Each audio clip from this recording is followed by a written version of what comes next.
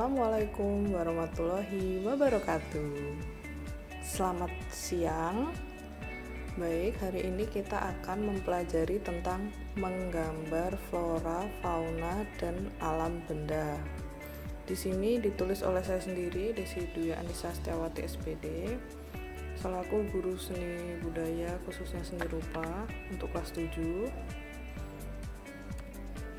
Next, jadi tujuan pembelajaran pada hari ini, peserta didik diharapkan bisa mendeskripsikan pengertian menggambar, menjelaskan unsur-unsur dalam seni rupa, dan mendeskripsikan objek. Jadi untuk pertemuan kali ini kita hanya akan membahas mengenai pengertian menggambar, unsur-unsur dalam seni rupa, dan objek dalam menggambar. Untuk komposisi dan teknik serta alat bahan akan kita bahas di pertemuan berikutnya. Pertama, saya bertanya nih, apa pengertian menggambar? Apa sih Bu pengertian gambar tuh? Gambar tuh suatu kegiatan ya atau apa sih, kan?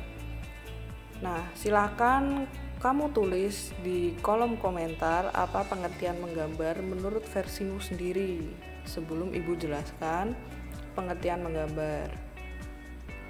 Nah, jangan lupa ditulis ya.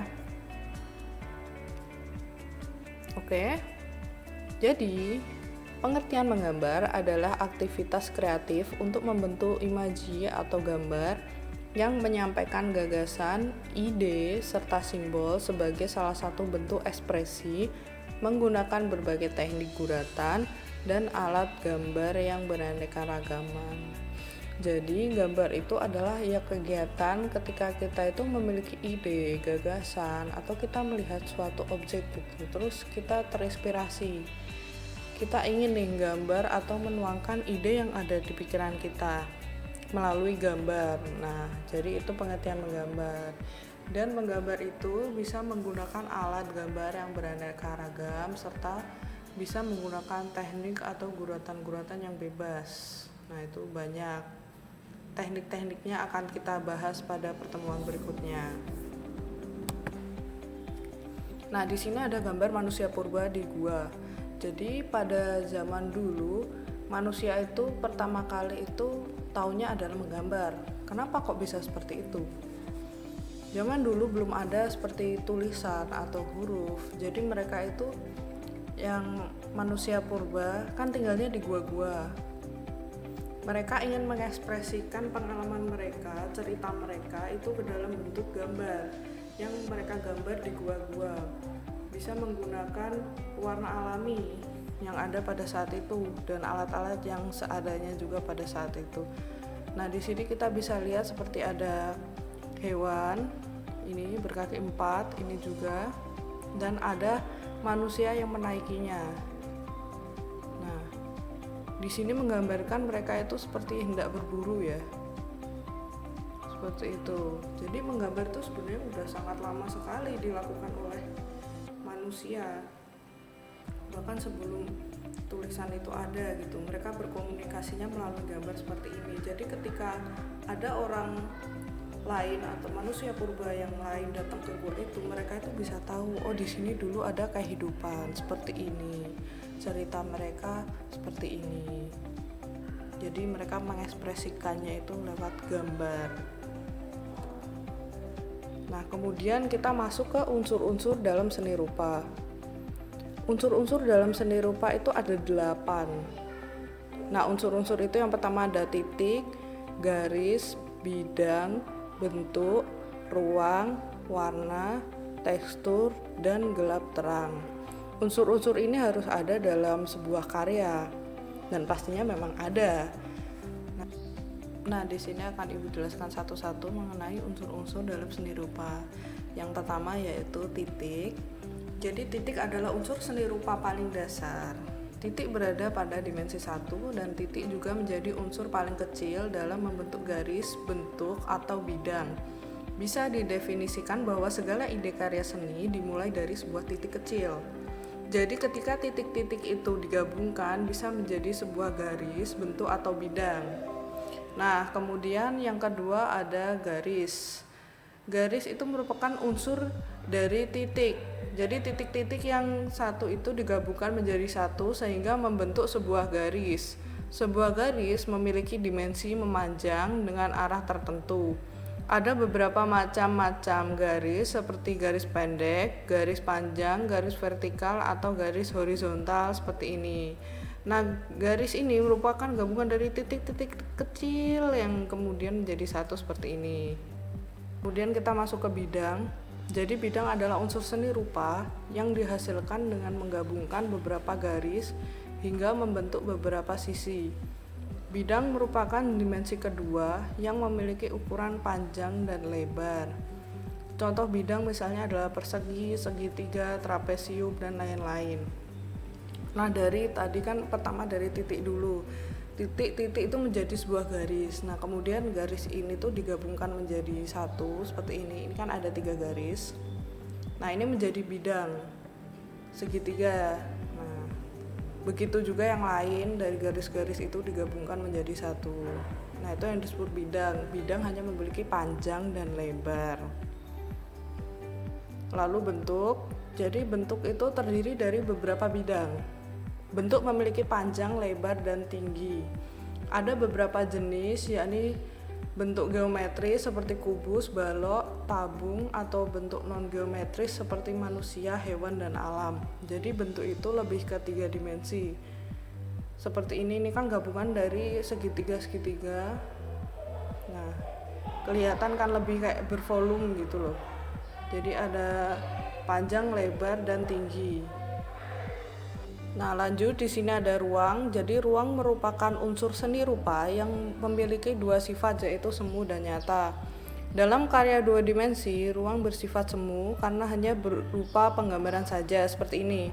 Nah, ini merupakan ruang yang 2 dimensi ya. Jadi ini seperti perspektif, pembelajaran perspektif. Ini dalam ruangan kamar dan hanya berupa gambar. Jadi maksudnya 2 dimensi. Lalu yang kedua ada 3 dimensi, ruang bersifat nyata dan dapat dirasakan secara langsung. Seperti ketika kita memasuki ruang kamar tidur, nah itu bentuknya kan sudah terlihat dan sudah nyata gitu, enggak cuma seperti gambar saja. Nah, kemudian ada warna. Jadi warna membuat karya seni menjadi lebih hidup dan ekspresif. Berdasarkan teori warna terhadap cahaya, terdapat 7 spektrum warna. Nah, bisa kita bayangkan ketika di dunia ini itu tidak ada warna, pasti akan membosankan ya. Warnanya hanya mungkin hitam putih, abu-abu seperti itu. Nah, yang warna ini akan membuat suatu karya seni itu menjadi lebih ekspresif, berwarna, dan lebih indah dilihat. Nah, lalu ada pengelompokan warna. Pengelompokan warna ini dibagi jadi 5. Yang pertama warna primer, kedua warna sekunder, yang ketiga warna tersier, yang keempat warna analogus, dan yang kelima warna komplementer. Jadi untuk yang warna primer itu ada 3. Warna primer merupakan warna dasar ya. Di sini itu ada warna biru, kuning, dan merah. Ini merupakan warna primer. Yang kedua ada warna sekunder. Warna sekunder adalah warna pencampuran dari 2 primer. Misalnya kuning dicampur dengan biru jadinya warna hijau, kuning dicampur warna merah jadinya warna orange, dan merah dicampur biru jadinya warna ungu. Ini merupakan warna sekunder, pencampuran antara 2 warna primer. Lalu yang ketiga ada warna tersier. Nah, warna tersier merupakan pencampuran dari warna primer dan sekunder. Misalnya di sini warna primernya warna kuning ya, kuning dicampur dengan warna hijau, jadinya hijau kekuningan seperti ini. Lalu biru dicampur dengan warna ungu, jadinya biru keunguan. Nah, terus ini antara biru dicampur dengan hijau dan agak sedikit kuning, ini jadinya seperti ini. Lalu yang keempat warna analogus. Warna analogus adalah warna dari gradasinya itu, seperti kalau kita lihat di sini ada oranye itu agak kuning ke gelap, semakin gelap. Dari warna yang seperti ini ditambah dengan warna merah, jadinya oranye tua, tambah merah lagi jadinya oranye lebih tua lagi. Seperti itu. Lalu yang terakhir warna komplementer. Warna komplementer itu warna yang berlawanan.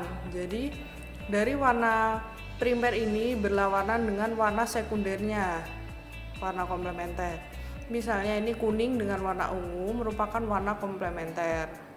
Lalu biru dengan orange ini komplementer. Merah dengan hijau ini warna komplementer. Kemudian ada tekstur. Pengertian tekstur pada seni rupa adalah sifat dan keadaan permukaan bidang pada suatu karya. Tiap benda tentu memiliki tekstur yang berbeda-beda, meski ada juga yang hampir sama. Tekstur terdiri atas dua jenis, yaitu nyata dan semu. Nah, yang pertama ini adalah tekstur nyata. Kita bisa lihat ya di lukisan, kalau kita lihat langsung itu seperti semacam tekstur dari cat, jadi nggak halus gitu ya. Tapi tekstur itu juga bisa aja yang halus. Kalau kita lihat seperti ini kan teksturnya kasar maksudnya. Tapi ini masuknya ke nyata. Kalau ini kan yang kedua itu tekstur semu. Nah, kenapa semu? Karena ini sebenarnya kan kalau kita lihat kayak seperti daun, tapi sebetulnya bukan daun gitu. Ini hanya warna dari yang dihasilkan oleh daun yang dicelupkan ke atas cat dan ditempelkan di sebuah papan kayu. Nah, jadinya seperti ini. Nah, ini merupakan tekstur semu, seperti kayak ada teksturnya, padahal itu bukan tekstur yang nyata gitu loh, teksturnya semu-semu. Lalu ada gelap terang. Nah, gelap terang ini bergantung terhadap intensitas cahaya. Artinya semakin besar intensitas cahaya, maka akan semakin terang. Sebaliknya, semakin kecil intensitas cahaya, maka akan semakin gelap. Dalam karya dua dimensi, unsur gelap terang dibuat berdasarkan gradiensi dan pemilihan warna. Jadi untuk ini kita kan udah tahu ya cahayanya itu dari mana. Cahayanya itu dari sini. Jadi otomatis yang belakangnya ini tuh akan terlihat lebih gelap. Dan efek gelap terang ini akan menimbulkan seperti gambar ini tuh 3 dimensi, memiliki volume. Nah, kan nggak kayak gambar flat aja gitu. Ini kayak ada bentuknya dan lebih 3 dimensi. Kemudian kita masuk ke objek menggambar. Nah, meskipun sebelumnya telah dibahas bahwa menggambar adalah kegiatan yang mengandalkan imajinasi, menggambar juga merupakan media kuat untuk menangkap citra objek referensi. Nah, alam adalah sumber objek menggambar yang tidak akan pernah ada habisnya. Singkatnya itu, objek merupakan apa yang akan kita gambar. Objek dalam menggambar bisa flora, fauna, dan alam benda. Jadi kita kan sebelum menggambar itu pasti melihat objeknya dulu. Oh, aku ingin menggambar pohon kelapa.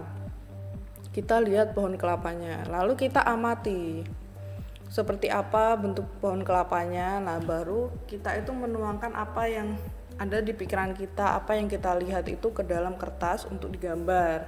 Seperti itu.